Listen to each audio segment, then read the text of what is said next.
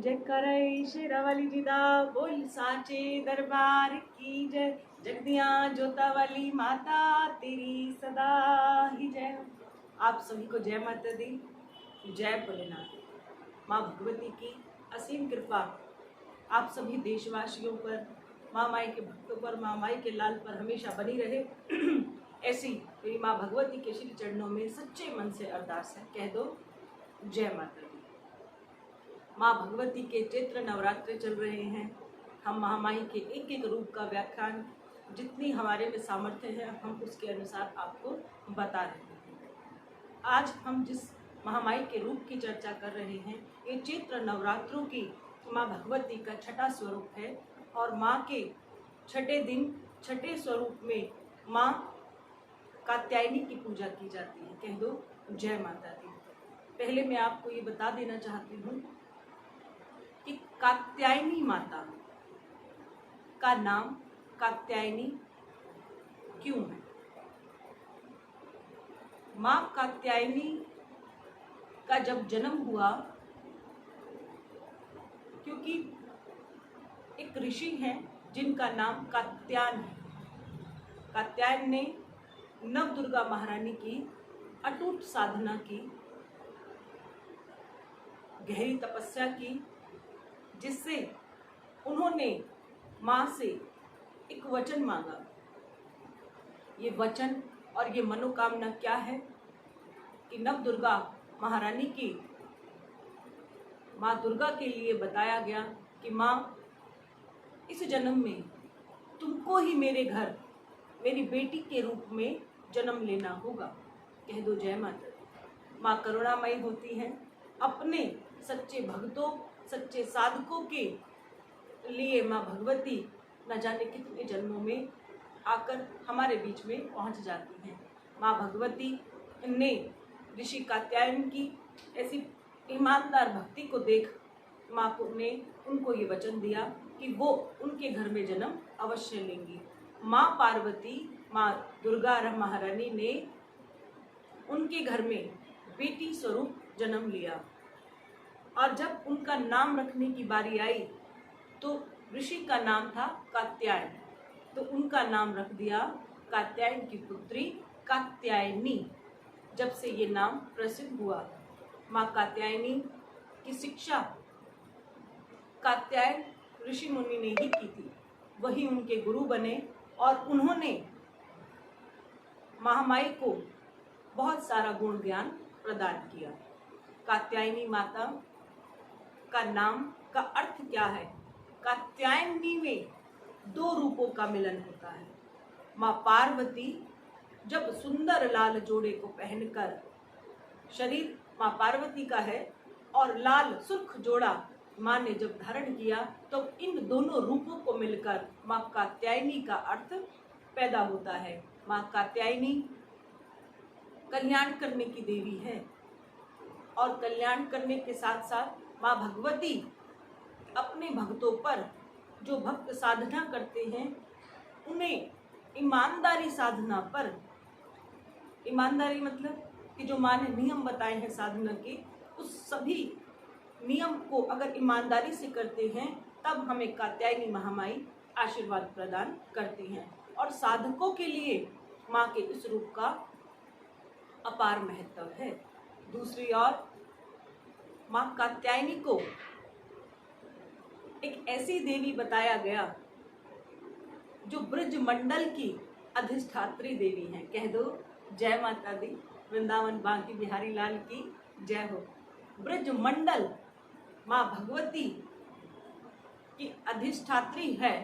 इसका क्या मतलब है कि जब ब्रज मंडल बना तो वहाँ जिस माँ की पूजा होती थी उस महामाई का नाम था कात्यायनी माँ। सभी ब्रज के वासी महामाई की पूजा करते थे और ईमानदारी से पूजा करने पर महामाई उन्हें अनेकों उपहार, अनेकों वचन, अनेकों रिद्धि सिद्धि प्रदान करती थी। माँ माई की सबसे बड़ी विशेषता ये है कि जो लोग माँ की कात्यायनी रूप में पूजा करते हैं उनके जीवन में अगर कोई ऐसी समस्या हो जो पारिवारिक है, जो निजी है, पति पत्नी के बीच में कोई समस्या है, या किसी बेटी की शादी नहीं हो रही, या किसी बेटी की शादी नहीं हो रही, या अब शादी होने के बाद पति पत्नी में प्रेम भाव नहीं है, तो ऐसे में माँ कात्यायनी के रूप को धराया जाता है। कह दो जय माता दी। ऐसे में हमें क्या करना है? माँ की पूजा करनी है कात्यायनी रूप में। जब इस पूजा की बात कर रही हूँ, इसका अर्थ है कि ब्रजमंडल में जितनी सखियां थी वो सब चाहती थी कि श्री कृष्ण के साथ उनका विवाह हो। ऐसे में सभी देवियों ने अधिष्ठात्री माँ कात्यायनी की पूजा करनी शुरू कर दी, जिसमें जितनी वहाँ वासी रहते थे, जितनी सखियाँ वहाँ रहती थी, जितनी गोपियाँ वहाँ रहती थी, सब ने महामाई की चौकी सजाई और पूजा करनी शुरू कर दी। ईमानदारी से की गई पूजा से माँ सबसे प्रसन्न हो गई। माँ ने पूछा, आपको क्या वरदान चाहिए? तो उन्होंने कहा कि हमें कृष्ण स्वरूप पति की प्राप्ति हो जाए। अब कृष्ण स्वरूप पति की प्राप्ति हो जाए तो महामाई ने सबको तथास्तु कहकर वरदान दे दिया। इसी प्रकार सारे ब्रज में जितनी गोपियां थी उनको सिर्फ कृष्ण के ही रूप में पति की प्राप्ति हुई। कह दो जय माता दी। माँ कात्यायनी कल्याण करने की देवी है। माँ की पूजा बड़े विशेष रूप से करनी चाहिए।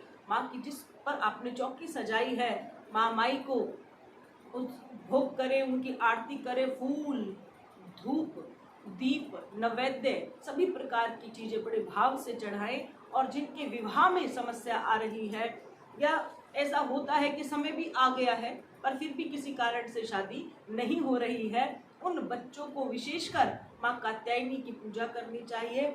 माँ को गुड़ की बनी हुई वस्तु का भोग लगाना चाहिए, गुड़ का भोग लगाना चाहिए, शहद माई को जरूर अर्पित करना चाहिए।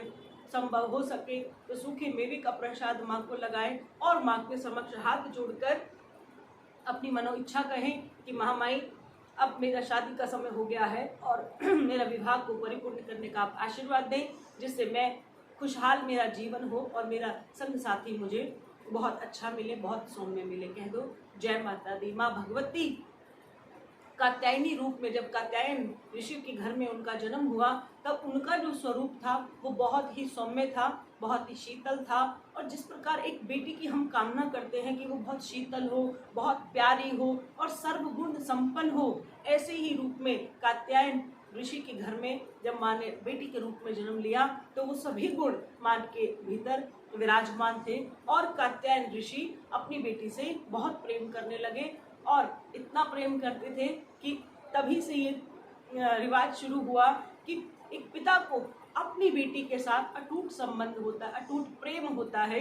ये प्रेम दिखता नहीं है, ये अंदर भीतर भाव से होता है। कह दो जय माता दी। माँ कात्यायनी जब बड़ी हुई तब उन्होंने ही महिषासुर का वध किया था और वध करने के बाद उनका क्या नाम हुआ? महिषासुर मर्दनी। कह दो जय माता दी। जिस घर में महिषासुर मर्दनी का आशीर्वाद होता है उस घर में कोई भी राक्षस जन्म नहीं लेता है।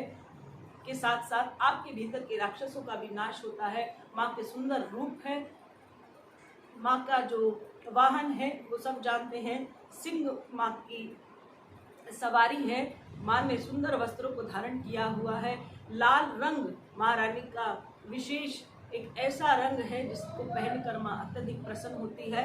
माँ की 4 भुजाएं हैं और जिसमें माँ ने कमल को लिया हुआ है। कमल का फूल माँ भगवती को अपार प्रिय होता है और जिस भी स्वरूप में माँ भगवती के पास कमल का पुष्प होता है वहाँ माँ लक्ष्मी की भी अपार कृपा होती है। जिस घर की बेटियाँ बहुत सुंदर होती हैं, बहुत अच्छी होती हैं, सर्वगुण संपन्न होती हैं और किसी और के घर में भी जाकर जब वो ऐसा ही व्यवहार रखती हैं तो उस घर में भी कभी लक्ष्मी की अभाव नहीं होता। माँ लक्ष्मी की भी अपार कृपा होती है। आप अपने बच्चों को माँ भगवती की इस पूजा में अवश्य शामिल करें। माँ भगवती से ये कहें कि इनके अंदर भी सब प्रकार के गुण से ये बच्चे निहित हो। सनातन धर्म बहुत सुंदर धर्म है और ये कहीं ना कहीं आपस में मिला जुला है। कृष्ण भगवान को पाने के लिए गोपियों ने अपनी इसी माँ की पूजा की और संसार का कल्याण हुआ। कह दो जय माता दी, जय भोलेनाथ। माँ को पुष्प जरूर अर्पित करें, पुष्पों से माँ प्रसन्न होती है। माँ को श्रृंगार अर्पित करें, माँ को चुनरी अर्पित करें। जो लोग सक्षम है किसी प्रकार की धातु चढ़ाने के लिए, कोई सोने की चीज़ चढ़ाता है, कोई चांदी की चीज़ चढ़ाता है, कोई भी वस्तु ऐसी जो आप चढ़ा सकते हो तो अवश्य माँ भगवती के समक्ष रखें। इससे आपके जीवन का कल्याण होगा और जो आपके पति पत्नी के बीच का संबंध है वो और गहरा हो जाएगा। ये सब छोटी छोटी सी बातें हैं, जो आपको अच्छी लगे स्वीकार कर लेना, जो समझ में ना आए उसे भूल जाना, कह दो। जय माता दी, जय भोलेनाथ, शिव शंकर भगवान की जय, गौरा मैया की जय हो।